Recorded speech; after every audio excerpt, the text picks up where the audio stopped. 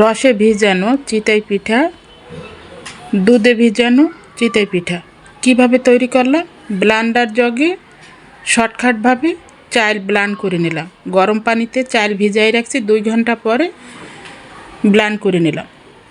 খুবই শর্টকাটভাবে সহজভাবে পিঠা তৈরি করতেছি। আসসালামু আলাইকুম, সবাই কেমন আছেন? আলহামদুলিল্লাহ আমরা ভালো আছি। পিঠা তৈরি করতে চলে আসলাম।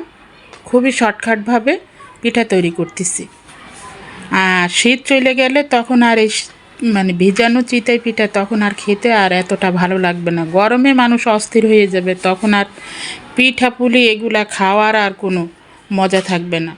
ভাবলাম যে চিতই পিঠা তৈরি করে ফেলাই খুবই শর্টকাটভাবে। এখন হালকা হালকা শীত আছে, শীতের ভিতরে আর একবার চিতই পিঠা বানাইয়া তারপরে খেজুরের রস জাল দিয়ে দুধ মিক্স করে তারপরে দুধের ভিতর ভিজাবো। খেজুরের রসেরও একটা ফ্লেভার, তারপরে দুধ মিক্স করা অসাধারণ, অনেক মজা। শুধু এখানে আমি চালটা 2 ঘন্টা আগে ভিজাইয়া তারপর ব্লান্ড করে নিচ্ছি। আর খুবই শর্টকাটভাবে সহজভাবে দেখছেন তো পিঠাগুলা তৈরি করতেছি। পিঠাগুলা খুবই সহজভাবে উল্টিয়ে যাচ্ছে। তাওয়াটা খুবই হিট করে গরম করবেন, তারপরে তেল দিয়ে মুছে ফেলবেন একটা ন্যাকড়া দিয়ে, ভালো ধোয়া একটা ন্যাকড়া দিয়ে। আর রস জাল দিয়ে তারপরে এই যে খেজুরের রস এগুলা বোতল ভরে নিয়ে আসছে গ্রাম থেকে। তারপরে আমি দুধ দিয়ে দিলাম, ফ্রিজের দুধ ছিল মিলবিটা, সেই দুধ কাইটা দিয়ে দিলাম ডাইরেক্ট রসের ভিতরে। একটু দুধ ফাটেও নাই, কিছুই না। অনেক সময় কি দুধ ছড়া বেঁধে যায়, কিন্তু রসটা এত ভালো, একটু দুধ ছড়া দেয় না। আমি খুবই সহজভাবে বানাইয়া পিঠাগুলো আর কি ভিজাই ফেলতেছি। কিভাবে ভিজাচ্ছি সম্পূর্ণ ভিডিওটা একটা লাইক দিয়ে দেখতে থাকুন। আর ভিডিওটা ভালো লাগলে শেয়ার করে দেবেন, ছোট্ট একটা কমেন্টস করবেন।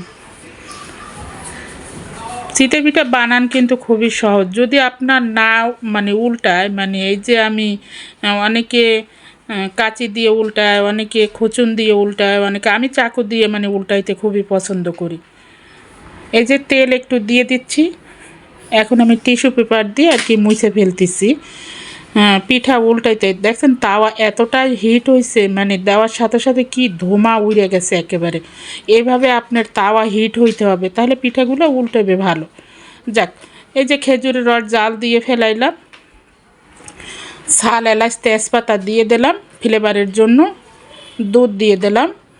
জাল হয়ে গেছে আমার দুধটা, এখন আমি পিঠাগুলো ভিজাই ফেলতেছি। খুবই সহজভাবে পিঠা তৈরি করলাম। সবাই ভালো থাকবেন, আমার জন্য দোয়া করবেন। আজকের মতন ভিডিওটা আমি এখানেই শেষ করতেছি। বক্সে ট্রান্সফার করে নিলাম, খুবই সুন্দর।